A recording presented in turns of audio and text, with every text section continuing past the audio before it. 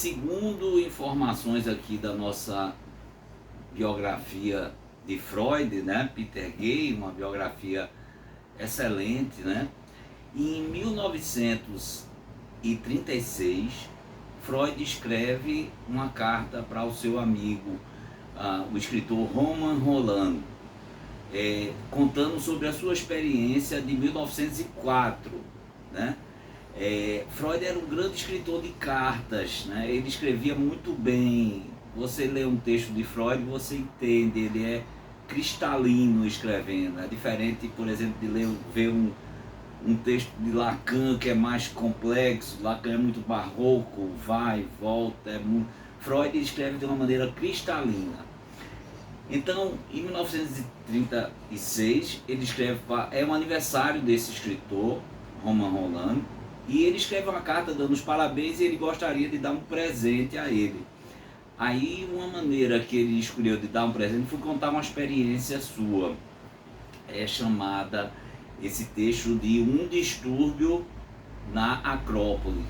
Ele conta que em 1904 ele vai com seu irmão Alexandre e consegue visitar a Acrópole de Atenas, né? Porque nessa época, de 1904, era difícil chegar lá por causa da maré, tinha que pegar um navio, então o itinerário era difícil. E ele chega na Acrópole, né, quando ele vê as estátuas, o Partenon, aquela coisa deslumbrante, tão bonita, ele sente uma realização, ele sente uma sensação de irrealidade. É como se ele dissesse, pô, isso aqui é muito bom para ser verdade. Se é muito bom para ser verdade, ou não é muito bom, ou não é verdade, né? Então tem podemos pensar por aí. Aí ele começa a refletir, por que eu estou sentindo essa tristeza, essa angústia, essa sensação de que não é real isso aqui. Aí ele vai analisar, vai pesquisar, aí ele cria a seguinte tese muito interessante.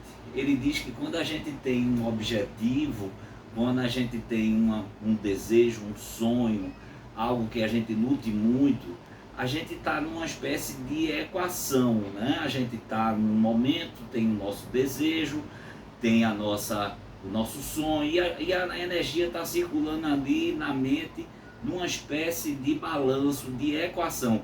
Quando a gente consegue o objetivo, a gente fica em desequilíbrio. Como se a gente perguntasse, e agora? Né? Então ele dá essa explicação, essa maneira de compreender, essa sensação que ele teve de irrealidade quando ele chegou à Acrópole de Atenas, né? Ele manda essa carta para o amigo dele, o escritor Roman Rolland, né? E é uma coisa muito interessante que a gente vê muito isso na terapia. Às vezes a pessoa luta por uma coisa, quando consegue, fica um pouco triste. Claro, primeiro tem a euforia, o sucesso, e depois fica um pouco triste, um pouco angustiado. Por quê? Porque a pessoa já estava com um desejo em um certo equilíbrio. Quando ela consegue, ela se desequilibra, como se ela precisasse colocar outro desejo, outro objetivo, para que ela fique em equilíbrio de novo.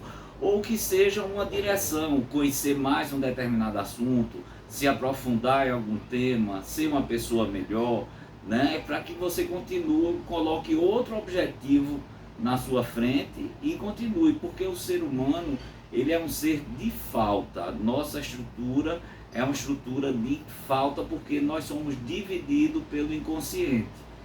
Pelo fato de ser dividido pelo inconsciente, o ser humano nunca vai estar completo.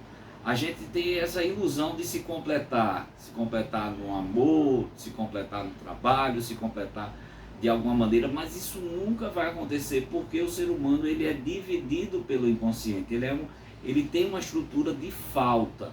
Então por isso que a gente aconselha que a pessoa sempre coloque um objetivo, uma direção. Não precisa ser um objetivo quantificável, pode ser uma direção, se tornar uma pessoa melhor, conhecer mais um determinado assunto, para que você continue em uma espécie de equilíbrio, tá bom?